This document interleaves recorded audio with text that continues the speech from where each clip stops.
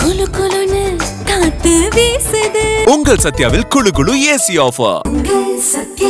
தமிழகத்தில் பெண்களுக்கான இலவச பேருந்து பயண திட்டம் மேலும் விரிவுபடுத்தப்படுவது குறித்து அரசு தீவிரமாக பரிசீலித்து வருகிறது.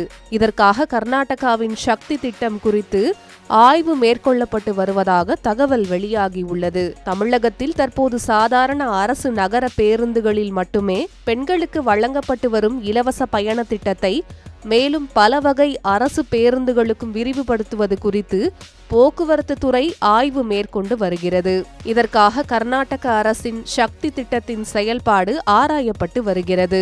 அந்த மாநிலத்தில் குளிர்சாதனம், ஆடம்பர மற்றும் பிரீமியம் சேவைகளை தவிர சுமார் 26,000 அரசு பேருந்துகளில் பெண்கள் கட்டணமில்லா பயணம் செய்யும் வசதி நடைமுறையில் உள்ளது.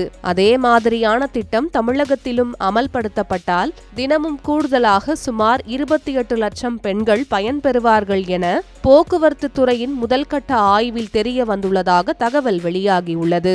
இதன் மூலம் இலவச மற்றும் சலுகை கட்டண திட்டங்களை பயன்படுத்தும் மொத்த பயணிகளின் எண்ணிக்கை நாள் ஒன்றுக்கு 1,31 லட்சத்திலிருந்து 1,59 லட்சமாக உயரக்கூடும் என கூறப்படுகிறது. தற்போது மாநிலம் முழுவதும் சுமார் 7,300 சாதாரண அரசு பேருந்துகளில் மட்டுமே பெண்களுக்கு இலவச பயண வசதி உள்ளது.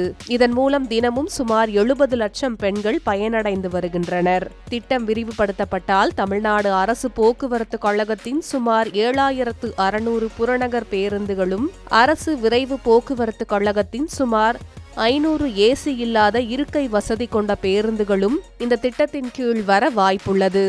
இதனால் கட்டணமில்லா பயண வசதி வழங்கும் பேருந்துகளின் எண்ணிக்கை 15,400 எட்டும் என எதிர்பார்க்கப்படுகிறது. இதனிடையே நகர டீலக்ஸ் பேருந்துகள் உள்ளிட்ட பிற சேவைகளும் இதில் சேர்க்கப்படுமா என்பது குறித்து இன்னும் இறுதி முடிவு எடுக்கப்படவில்லை என்று அதிகாரிகள் தெரிவித்துள்ளனர். மேலும் இந்த திட்டம் செயல்படுத்தப்பட்டால் அரசுக்கு ஏற்படும் கூடுதல் நிதிச்சுமை மற்றும் பயணிகள் பயன்பாட்டு முறை குறித்து விரிவாக ஆய்வு நடைபெற்று வருகிறது.